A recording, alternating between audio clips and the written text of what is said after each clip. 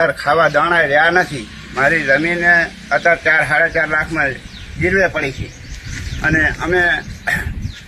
અમે થાકી ગયા છો. આજ ભાભર લાવો મારા ગોદામાં 100 રૂપિયા રહે નહીં ભાડાના.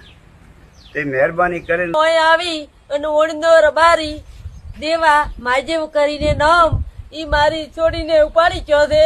તમને વિનંતી કરું છું મારી છોડીને ઘરે ઓય લાવી ગયો. મને દીકરીને ઉપાડી જવાની સમગ્ર ઘટના વિશે વાત કરી પિતાએ કીધું, મારું નામ જગમાલભાઈ કરશનભાઈ ચૌધરી, ગામ રૂની, તાલુકો ભાભર.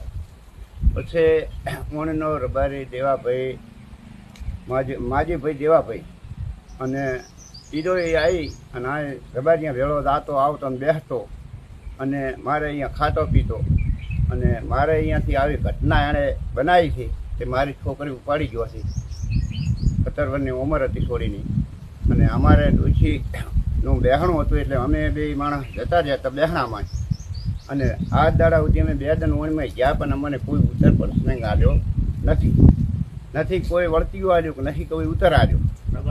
અને રબારી સમાજ છે એને વિનંતી છે મારા હાથ જોડીને, બરાબર, કે આવું ઘટના કાલે બપોરે બની છે અને અહીંયાને પાછી ફોંપી છે અને અહીંયા લાવી છે. આવી ઘણી ઠેકાણી ભાઈઓને લાવી આલ્યા છે. પટેલાની ભાઈએ ઠાકરસિંહ ભાઈ રબારીનું નામ આવ્યું હતું વીડિયામાં અને મેં જોયું હતું. તો મારામાં કદાચ ગરીબી રાશિનું કદાચ રામ વસી જતા હોય એને તો આટલી દયા ખાય. મહેરબાની કરીને ઠાકરસિંહ ભાઈનો મેં વિડીયો જોયો છે અને ઠાકરસિંહ ભાઈને વિનંતી કરું છું કે બધાને મજૂરી કરે છે ને ભાવાસી માણસ છે અને બધાના ભાવના ભાગ લે છે સેવા ભાવી. તો અમે અહીંયાને હાથ જોડીને વિનંતી કરો છો કે આટલો અમને ઓણ ગામનો રબારી છે, કોઈ અમને અડા હાલતો નથી. તે મહેરબાની કરીને અમારે અત્યારે ખાવા દાણા રહ્યા નથી. મારી જમીન અત્યારે 4-4.5 લાખમાં ગીરવે પડી છે અને અમે થાકી ગયા છો. આજ ભાભર લાવો મારા ગોદામાં 100 રૂપિયા રહે નહીં ભાડાના. તે મહેરબાની કરીને જો આટલી અમને મદદ આલો અને ગરીબી જોઈ ભગવાન તમને રામ ખૂબ આલશે આશીર્વાદ અને અમારા પણ આશીર્વાદ મળશે અહીંયાને, બરાબર. તો આટલું અમારું પણ વિનંતી છે સાંભળો તો અને ખૂબ ખૂબ તમને આભાર ગાય છે. અને રબારી સમાજને વિનંતી કરું છું કે મારી માં ઓપતી જતા મો હતી મારે પૈયર તો અહીં આવી અને ઓળનો રબારી દેવા માજેવ કરીને નામ ઈ મારી છોડીને ઉપાડી ગયો છે. તો મને વિનંતી કરું છું મારી છોડીને ઘરે ઓય લાવી ગયો. મને ઠાકરસિંહભાઈ તમને 2 હાથ જોડીને મેં પ્રાર્થના કરા હતા. મોટા આગેવાન છો રબારી સમાજમાં અને તમારું પાંખ વચ્ચે સમાજ આભળે છે તે અમારી દીકરી પાછી હલાવો ઓણે ગામમાં છે. આટલું મહેરબાની કરી અમે તમને હાથ જોડી કરા. ચૌધરી સમાજના યુવાન ગુસ્સે થયા અને કીધું, મારા ચૌધરી સમાજનું જમીન હજુ જીવે છે. મારો સમાજ એટલો નમાલો નથી થઈ ગયો કે કોઈના જોડે સેવાની અપેક્ષા રાખવી પડે. પરંતુ આ ગરીબ પરિવારે સર્વપ્રથમ લાગણી રાખી હોય, અપેક્ષા રાખી હોય તો એ છે ઠાકરસિંહભાઈ રબારી જોડે.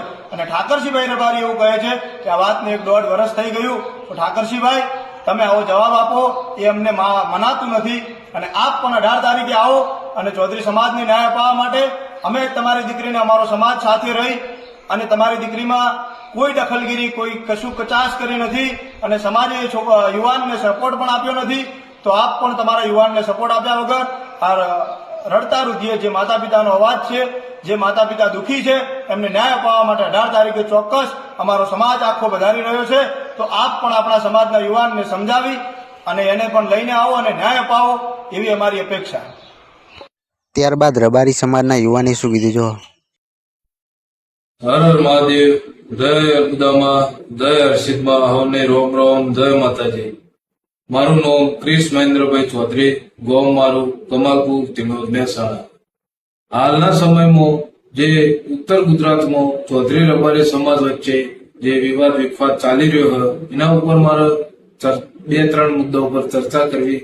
પહેલો મુદ્દો એ 2 દિવસ પહેલા ઠાકરસિંહભાઈએ એક નિવેદન આપ્યું કે ભાઈ અમારા સમાજના એક ભાઈએ આક્રોશમાં આવી અને તમને જે કોઈ પણ ખોટી ટિપ્પણી કરી હોય, કોઈ પણ અભદ્ર ભાષાનો ઉપયોગ કર્યો હોય એનો હું પણ સખત વિરોધી છું.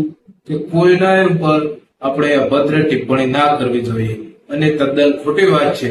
પણ ઠાકરસિંહભાઈ, તમે જાતે તમારી ઓખો ખોલીને તમારા સમાજના પણ કોમેન્ટો વાંચો. મારે પાસે પ્રૂફ પુરાવા છે, તમે માગશો તો હું તમને બતાવીશ, જરૂરથી બતાવીશ. તમારા સમાજના ઘણા યુવાનોએ આક્રોશમાં આવીને અમારા સમાજ વિશે પણ ઘણી બધી ખરાબ કોમેન્ટો કરી છે. તો પહેલા તમે તમારા વિડીયો બનાવીને તમારા સમાજને સમજાવો, તમારા યુવાનોને સમજાવો કે કોઈના પણ સમાજ વિશે આ રીતે ખુલ્લી છૂટછાટ વિશે ના બોલી શકો. બીજી વાત એ ઠાકરસિંહભાઈ કે હું તમારો પર્સનલી ખૂબ અગત્યથી તમને અંદરથી તમારી સ્પીચો અને તમારી વાતો સાંભળું છું. તમારું વ્યક્તિત્વ મને પર્સનલી ખૂબ પસંદ છે, તમારા ઘણા કામ પણ મને પસંદ છે. પરંતુ તમે અમારા સમાજને ભાઈને ચેતવણી આપી. હું પણ તમારા સમાજના જે લોકો મારા સમાજ વિશે ખરાબ કોમેન્ટો કરી રહ્યા છે એમને ચેતવણી આપીશ કે તમે અમારા ઠાકરસિંહભાઈ, તમે અમારા સમાજના એક ભાઈને ચેતવણી આપી કે અમે હથિયાર મૂકી દીધો છે, ચલાવતા ભૂલ્યા નહીં. હા, તો હું તમારા સમાજના જે પણ મારા સમાજ વિશે ખોટી કોમેન્ટો કરી રહ્યા એઓને ચેતવણી આપીશ કે અમે તો હથિયારો મૂક્યો નહીં અને અમને સારી રીતે ચલાવતા આવડે છે. આ હથિયાર બતાવવાનું મારું એક જ કારણ કે તમે એવું કીધું કે ભાઈ અમે હથિયાર મૂકી દીધો છે, ચલાવતા આવડે. હું તમારો ઠાકરસિંહભાઈ કે તમારા સમાજનો વિરોધી નથી, કોઈ પણ સમાજનો વિરોધી હું નથી. પરંતુ તમારા સમાજના યુવાનો જે એજ્યુકેટેડ છે એ પણ અમારા સમાજ વિશે ખોટું બોલી રહ્યા છે. એ જેટલા સુધી યોગ્ય છે. અને એના પછી તમે અમારા સમાજથી અપેક્ષા એવી રાખો કે અમે પછી તમારા સામે ઢીલું મૂકીએ, તો એ તદ્દન ખોટી વાત છે અને એ શક્ય જ નથી. પહેલા તમારા સમાજે શરૂઆત કરી, પછી અમારા. હા, એ વાત હું ચોક્કસ માનીશ કે જે તમારી સમાજની દીકરીને અમારો ભાઈ લઈ ગયો અને તમારી સમાજની દીકરી પણ ગઈ, એ ખોટી વાત છે, અયોગ્ય વાત છે. એ ના જ કરવું જોઈએ, ના જ થવું જોઈએ. પરંતુ તમે તમારા સમાજને એક સારા માર્ગે દોરો કે ભાઈ આ રીતે કોઈ પણ ચૌધરી કે કોઈ પણ સમાજ વિશે આ રીતે અભદ્ર ટિપ્પણી ના કરો. બીજો મુદ્દો એ કે ઠાકરસિંહભાઈ, તમે અમારી સમાજની દીકરીઓ લાયેલા છો. હું કેસ જાતે તમારા સાંભળ્યા છે.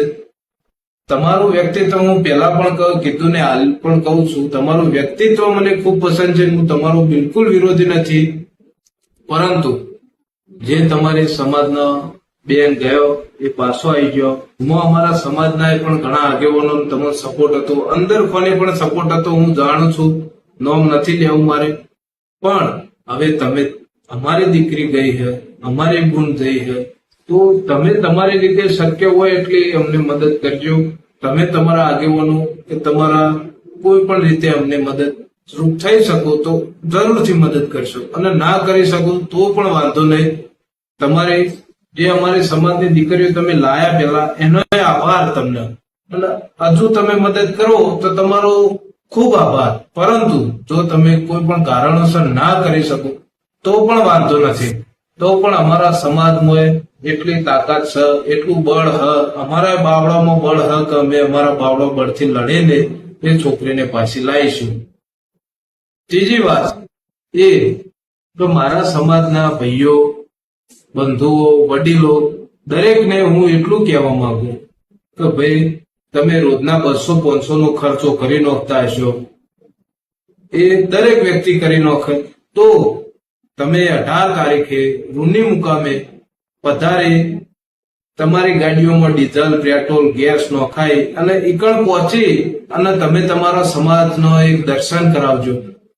જો તમે તમારા સમાજનો દર્શન નહીં કરાવી શકો તો આપણું સમાજનું નામ ઘણું નીચું થશે.